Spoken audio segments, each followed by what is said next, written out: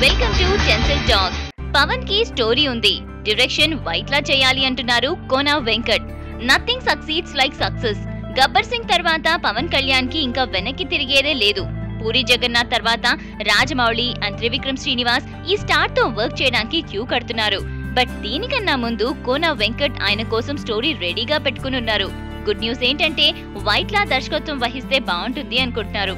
Gabbar Singh release కి ముందు కూడా ఈ టాలెంటెడ్ స్క్రిప్ట్ రైటర్ పవన్ కోసం ఒక స్టోరీని రాస్తున్నాను అని పబ్లిక్ లో చెప్పారు. ఇప్పుడు చెప్పింది ఏంటంటే స్క్రిప్ట్ ఆల్రెడీ లాస్ట్ లెగ్ లో ఉంది అని. ఒకవేళ అన్ని అనుకున్నట్టు జరిగిపోతే ఈ మూవీని వైట్లా బాద్షా తర్వాత దర్శకత్వం వహిస్తారు. పవన్ కళ్యాణ్ శ్రీను వైట్ల దర్శకత్వం వహించాలి అని నేను అనుకుంటున్నాను. Let's hope for the best అని వైట్లాకి చాలా క్లోజ్ క్రియేటివ్ అసోసియేట్ ట్విట్టర్ లో పోస్ట్ చేశారు. సో ఇలాంటి అప్డేట్స్ కోసం you all just stay tune to indiaglitz.com.